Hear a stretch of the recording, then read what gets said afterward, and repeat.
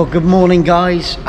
This is our first proper day. Now we've come across to Valletta and we've managed to find a little ferry. So we've got a week's pass. Now there's going to be these little tips all the way throughout the videos. So for a week's pass from where we are, which is 𝓳𝓸𝓲𝓷𝓲𝓷𝓰, or 𝓳𝓸𝓲𝓲𝓷𝓲𝓷𝓰 as it's also known as well, to come across the water, which is absolutely stunning. There's a ferry, and for a week's pass it is only 10 euros, and you can use it as many times. It's completely unlimited. But if you don't fancy going on the water, what you can do is buy a week's pass plastic card. I'll show you on another video. So it's fantastic. Thank you, Sarah. There we go. It's called the 𝓳𝓸𝓲𝓷𝓲𝓷𝓰 card. Explore, 21 euros.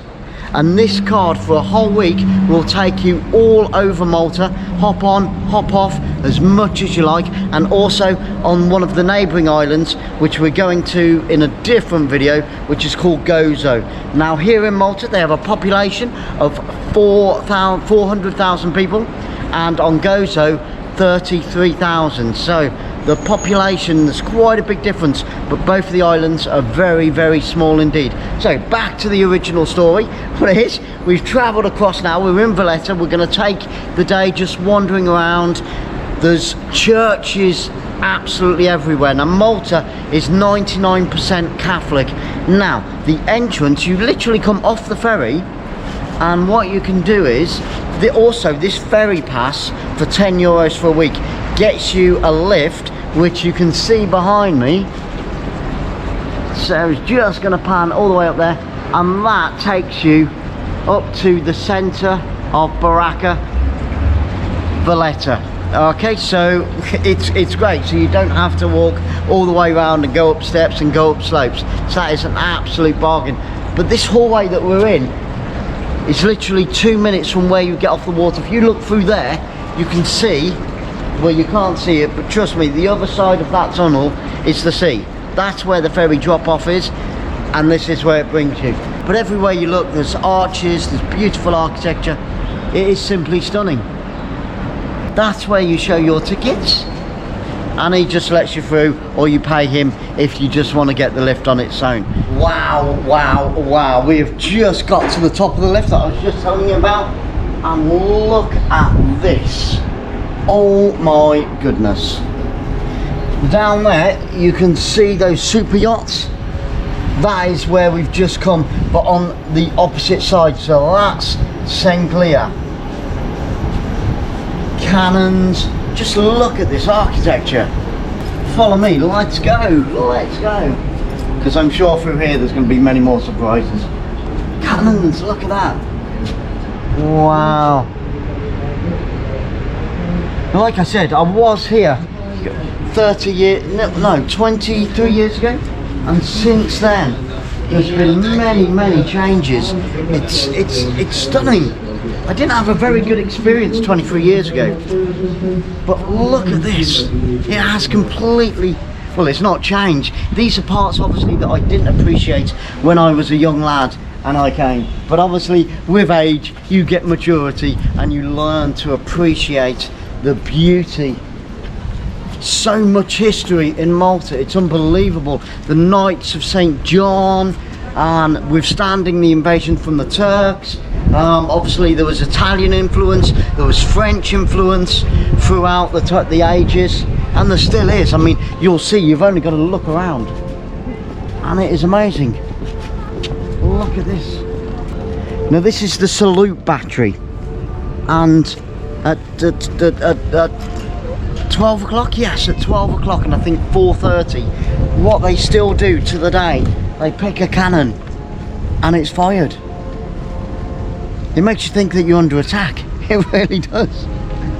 But isn't that amazing? Can you hear the music in the background? The old style military music playing. And just look at this. There's the entrance to the harbour, and as you can see, as you come into the harbour, there are forts protecting the entrance, each stage. Stage 1, stage 2, stage 3, and obviously you've got this side of Valletta, which was the main power station that defended Malta It did fall at one point, but we'll go into that at a later video. I'm hoping that we'll get to go to some of the museums and I'll be able to explain a little bit more there, and you'll be able to see it all as well. But unbelievable. It's a shame it's a little bit overcast today, but it's still very warm. You can see only the t-shirt on. So we're still here above the saluting battery. There's only about 45 minutes to go. I'm not sure whether we're going to do it today, but I just want to give you one more sneak preview of it. There it is down there. One of those cannons will be going live smack on 12 o'clock every day of the week and every day of the year, should I say. And you can see behind me this beautiful walkway, and it's simply stunning. Underneath where I'm standing, there's tours for everything and everywhere basically, but underneath where I'm standing there's over 21,000 meters or 22,000 meters of tunnels. Now these tunnels were first used by St. John and the Knights, and then by the British in the Second World War, and since then NATO have also used them as well. So it's incredible to think that underneath where I'm standing, where I'm walking around, you can actually go. They do tours that you go through these tunnels. They're about £12 per tour, but there is a heritage ticket that you can buy for €50, which is what, probably about 45 English pounds, and that gives you entrance to 5 different museums and tours and things like that. So if anything, I think it is worthwhile investing in that pass, and you'll save yourself a good 20 to 30 English pounds or euros, because at the moment there's not a big difference at all between the English pound and the euro. So for £1 you get more or less €1. The only thing I will say about Malta, we're staying in an apartment, so we thought that we would save money by cooking all of our own food and things like that, but the supermarkets are very, very expensive indeed. We saw cucumbers, and cucumbers were €3, so literally £3 for a cucumber, and for a pie, which are normally £1 in England, it was £3 for a pie. So very expensive in Malta, in many of the areas. But you can see the grounds here are just stunning. There's a little shop there. There we go, and you can just see behind me there, obviously the wind was coming through there, so please don't worry about that. I don't know where I'm walking. Sarah's just looking at me, smiling and laughing. And yeah, we've got statues, memorials of Winston Churchill. There's even one for Albert Einstein. There's just, I'm going to show you this sign here. Little package there, shows you all the pamphlets and leaflets for all the different walks and things like that you can do. This is the entrance to the saluting battery, and if you don't want to do any of the tours or anything like that, and you just want to see the firing of the cannon from down below and feel the blast from it as well, which would be pretty awesome to do, the entrance is only €3. So I mean, where else could you go and feel the blast from a live cannon? Now, one thing that amazes me about Malta, and I didn't know, but as you can see behind me, look how straight that street is, and that leads all the way down to the ocean as well. Pretty impressive, isn't it? So it's sort of laid out, I think, like in New York, where the roads, the name carries on across the road, so it's all done in lanes, and then the other roads are the same, crisscrossing the other way. I don't know where that influence came from, but that is exactly what it's like here in Malta, the way that the roads are constructed and laid out. I'm sure that it goes back a fair few centuries though, as like I said before, it's got a lot of history with St. John and the Knights here in the 15th century, when they were protecting it from invasion from the Ottoman tribes, and then after that they decided to move to a different part of the island and allowed the Ottoman tribes to actually get onto the island before the British sent more reinforcements on a regular basis to help win back Malta in the first place. I mean, look, just look around me. Just look around me. Yes, there is building going on, but if they didn't continue to build, then these places would eventually fall down. But it is pretty spectacular. Wow, wow, and it's not just the centre of Valletta. Wherever you go in Malta, it is like this. There is very little greenery, being honest with you, and I think that is the reason why the vegetables are so expensive, like I said about the cucumber. And we bought some other fruit and veg, and again it was very, very expensive indeed. But I think that they have to have obviously a lot imported here, because it is only a small island and there's not much greenery in Malta as an island itself. It's very sandy, it's very rocky.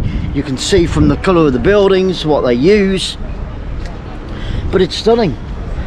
Excuse me, got something in my throat. I have no idea where we're going. We're just walking, and wow, and the people are kind as well. Nice, kind people in Malta, and the statues and monuments to everybody. Half of them I haven't got a clue who they are, you know, but you know what I'm like. I'm just being honest. I'm not going to try and blag it. What you see with Travel Tour Taste is what you get, basically. The honest, the bold truth. I mean, look at this behind me. There are military men. You probably can't see them, but there's military stood in the doorway there as well. Probably some governmental type building. And again, right there you can see the churches. There's hundreds, and I'm not exaggerating, there are hundreds in Malta.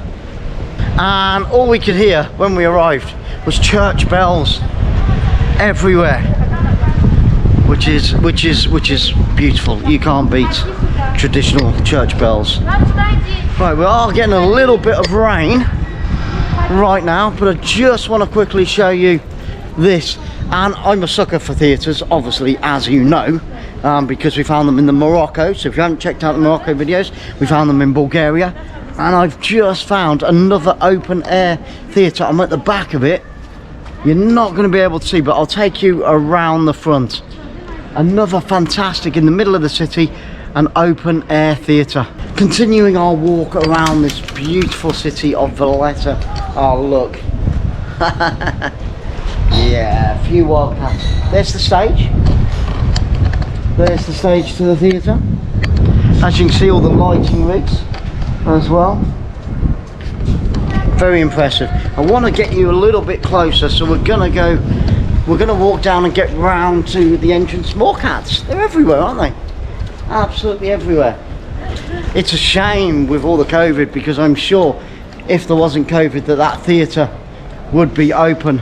Now, on the COVID front, it is law on the buses over here in Malta that you must wear a mask all the time. And they were a little bit, I mean, there was only a few of us on the plane, but they were a little bit more strict about it on the plane. So we're just going up to the entrance of the theatre. And as you can see, just down below me, it's so quaint. It's got like that Venetian style to it. There's lots of cafes and little coffee shops and things like that spread around everywhere. That would be the normal entrance to the theatre. And unfortunately, unlike Bulgaria, where I managed to get down in Bulgaria, you can't get down to it here. But I don't know whether you can see it through that gap. Let's just stand on here a minute. I'm just going to give you a little quick peep over the wall. So there you go. That's the theatre of Valletta. And look at all these old pillows.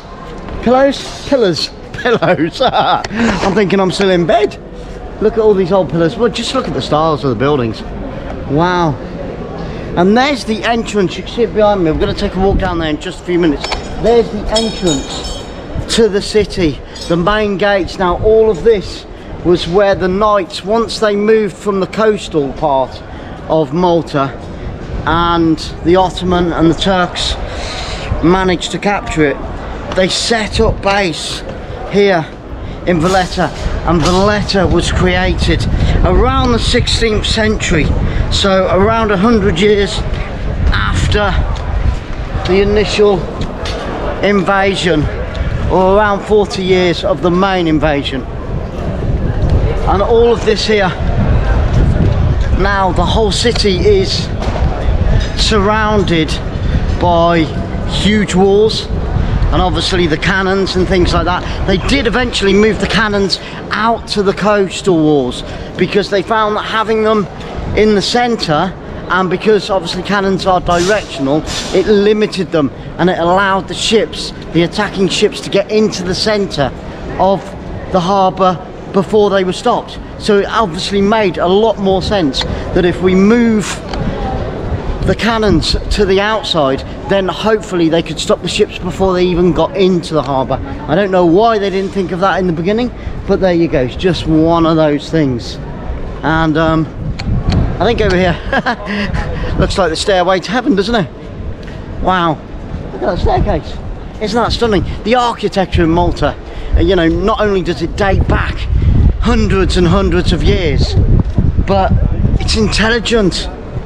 If architecture can be intelligent, where obviously, you know, where you've got military influence in a city, then it really does pay off. So if the Ottoman and the Turks managed to get this far, look at what they were faced with. You ain't gonna get into this city easily, are you? Just take a look at that behind me. So they've done all the hard work on the cliff tops and on the surrounding areas of the city, and now to breach the city they would have to get through this lot. I wouldn't like to attempt it, and many attempts, I believe, many attempts by the Ottoman failed. So hats off to the Knights and St. John. So that is the main city, and as you can see, these walls go all the way around the city. Not one bit was left unprotected. So very, very clever indeed. And just behind me here, we didn't realise until we arrived, but just behind me here you have the main bus stop. So if you get one of those cards that I was telling you about, you can hop on, hop off the buses all over Malta and Gozo, and if you get off here, it's literally what, 2 minutes walk into the main centre, into the city centre. Fantastic. Well, hello guys, we've stopped off, like I said, we're in Valletta today, so we've stopped off at one of these little coffee shops, or restaurants, whatever you want to call it. This one's called 𝓤𝓸𝓲𝓷𝓲𝓷𝓰. I've got a marinara pizza, and Sarah's gone for the good old fashioned fish and chips. Now the marinara has got on it, we've got prawns in there, we've got peppers, we've got olives, we've got mozzarella cheese, we've got tuna, and of course mussels as well. So I'm going to dig straight into this straight away. Do you know what? Who needs a knife and fork? Who needs a knife and fork? Wow. Totally fresh. Took about 20 minutes or so, 25 minutes to come out, and yet look at that cheese, look at that dough. Wow, and all the powder. Ah! Man, that's hot. You tell it's fresh. Wow. Just look at that, and look at this on my plate. Bit of pepper as well.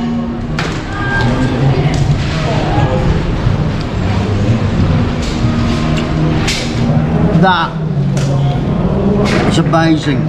Really, really good. Crunchy.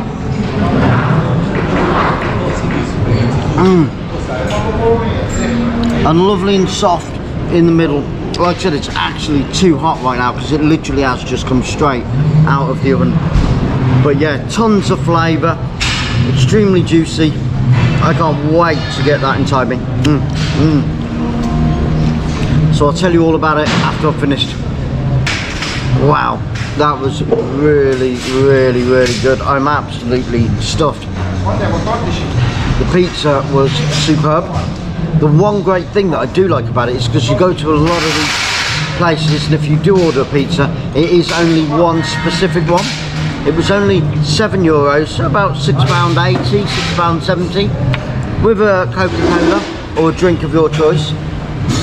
But as I was saying, if you go to some of these other places and they've got a deal like that on, I'm not talking about here in Malta, but generally back in the UK, and it says pizza and a drink for X amount, you only get one specific type of pizza, which is normally your standard pepperoni, or, you know, if you're a vegetarian, your margherita. So here they brought you out a menu of pizzas, so you literally could just choose which pizza you wanted. So of course, me being a big fish lover, I went for the fish pizza. The prawns were lovely, everything on it was fresh, the mussels, the tuna, like I said before, they took about 15, 20 minutes, even 25 minutes to bring it out to us, and it was superb. Straight off the pizza oven, freshly made, freshly baked. I'm getting some strange looks, but it's all good. So if you're in this area at any point, please do come and try out 𝓳𝓸𝓷𝓲𝓷𝓰, because it is well worth the money. It's just off the main street, and you've got the theatre just in front of me there. So if you're at the theatre, take a right if you're facing the sea, and you'll find this 𝓳𝓸𝓷𝓲𝓷𝓰. Absolutely superb, hats off to the chef. Oh, one other thing, and I'm only saying this now, is that mozzies everywhere. Like I said in the Bulgaria video, I don't normally get bitten, but they're ninjas over here. I got in the shower this morning and there was a mozzie in the shower. I closed the curtain so he couldn't get out. 2 seconds later, invisible. The ninjas, it vanished. Unbelievable, and they're extremely hungry. So if you come to Malta, bring plenty. I mean, we are in the cooler season now, and like I said, there's everywhere is sea. There's not much stagnant water or rivers, but there's hundreds of them everywhere. So make sure you bring plenty of insect repellent. Great lunch. We're off to explore a little more. Travel, told,